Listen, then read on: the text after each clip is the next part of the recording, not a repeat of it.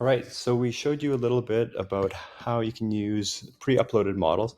Now I'll take you through uploading a custom model. So in our SDK, let's take a look at the left-hand side here. We make it really easy for you to customize a model. We have a model class that you subclass. You can define how you want to load the model here, and then you can write methods. And these can be very flexible. You can give them names, you can give them different arguments. What you're seeing here is the latest SDK, which we'll be rolling out in the next week or so. And it really streamlines the process of building models. This function takes in just a single request and returns a single string. The next one actually returns a iterator over strings, so it yields back the generations. And then the last one takes in an iterator and it streams back results. So you can pass in like you see on the right-hand side. So that's kind of the server side. And then I'll get back to the right-hand side, which is the client side, in a second. So I define my model, and in this folder, I have a very simple CLI that will look in this folder to find that model and upload it. And it's going to go ahead and upload that model.py and a few other files, which I'll show you in a second, like your requirements.txt and a config.yaml. And that config tells you where to put the model in our platform. So that's how it determines this URL. And so I'll just show you what that config.yaml looks like. So it put it in the Python new model. It created a new version for it. So you can see the version ID right here. It put it in this project and into this user account. And I configured that I think it's going to take 250 megs of memory and 50 millicents of millicores, I guess, of CPU.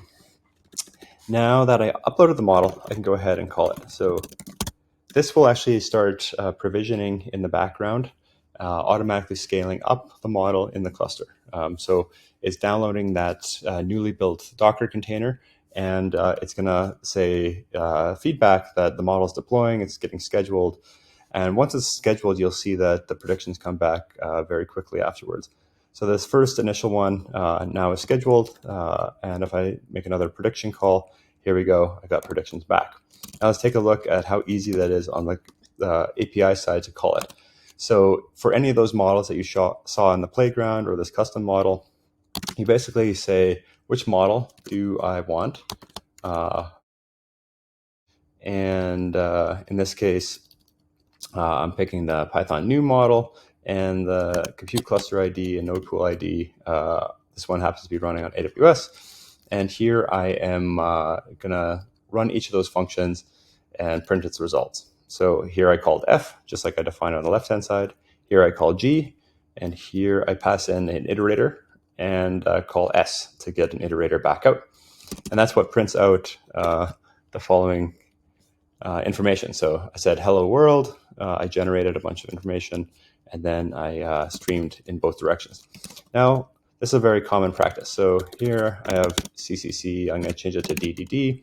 I'll save that file, go back, and trigger an upload of a new version. We really optimize this whole experience because this is going to be very common for AI teams to be iterating on their models, changing things, understanding that it's creating a new version every time, and then trying out that new version. So I just uploaded a new model. Now I'm going to wait for that first request to schedule up. And this is all configurable, by the way. So you can control that you want a replica of every model staying up at all times, or you can have them scale down to 0, which is this scenario. And so after I do this demo, I don't have to think about a machine still being running and taking up resources because of this model. It is all handled for me. And so you can see I edited that CCC to DDD, and I have a new version live ready for production traffic. So it's as simple as that to orchestrate AI workloads on Clarifai and Vultr. Thank you.